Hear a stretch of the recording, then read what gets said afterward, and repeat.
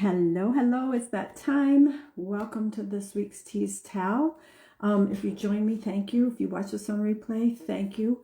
Today, what I want to talk about, because we're getting into such a busy, stressful season, and I want to ask you a question. Do you like being alone?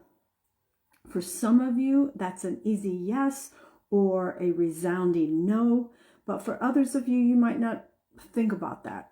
And so let me ask you, do you like being alone? We live in a world that thrives on noise. There's constant notifications and conversations and responsibilities and the relentless buzz of activity that's happening, and particularly at this time of year. Yet it's in those rare, quiet moments when we are truly alone that we can discover and embrace who we really are. Think about the last time you allowed yourself to be still.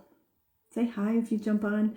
Not scrolling through your phone or not making mental to-do lists or worrying about what's next, but just stillness. Just that quiet stillness. For many of us, that kind of quiet is so unfamiliar and maybe even uncomfortable. Solitude isn't loneliness. And it's not about being isolated. It's about being present with yourself. There's studies that show that being alone can improve one's creativity and their productivity. Without those distractions and other external demands from people, our minds are free to wander and to explore ideas that we might not have considered otherwise. Think about if you do... For me, like when I run or when I swim, it's those quiet times, if I don't have music on, that I'm within myself, that I come up with some ideas that I hadn't thought of because I didn't take that time to slow down and to be with my thoughts. So we can consider ideas that we might not would have even considered before, because it gives us time to reflect. There's another interesting fact. Being alone can reduce stress. In studies published in the Journal of Environmental Psychology, participants reported lower levels of stress and anxiety after spending time with solitude, particularly when that time was spent outdoors in nature. So even taking just 10 minutes of time for that stillness, just to sit quietly or to enjoy some time outdoors or just viewing the outdoors, if it's cold where you are, snowy where you are, just taking that time to be, you think about the quietness of snow. When you're out in snow, it's just so quiet and so peaceful. And these have measurable benefits on our health, our mental health particularly.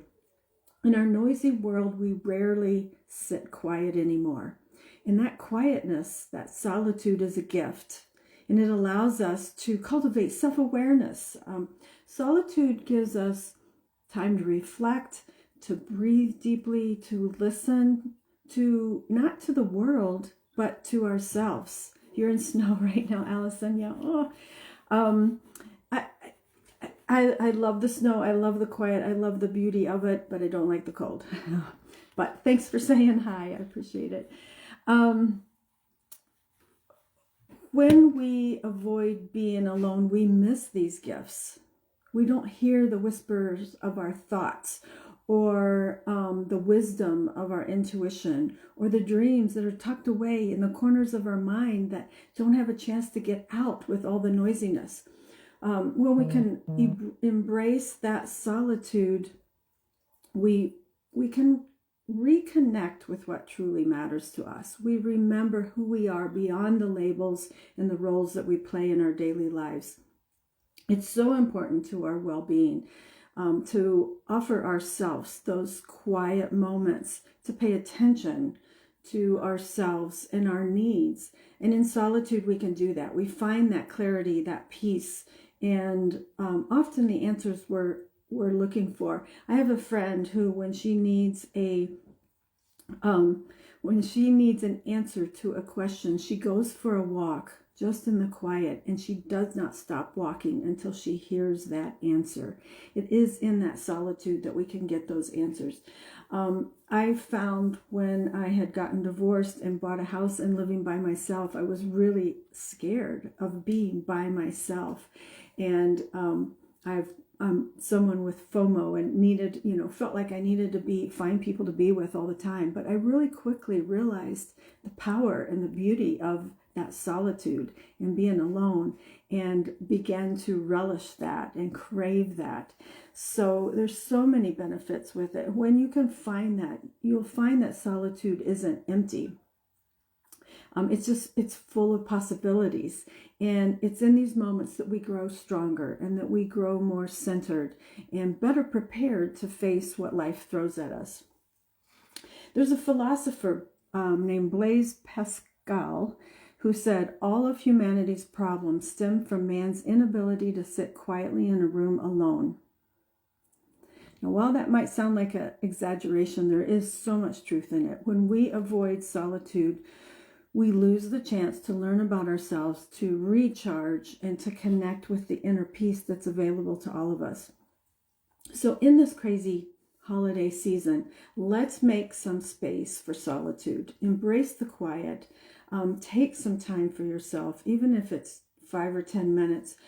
In doing so, you'll discover peace and calm and a greater sense of well-being.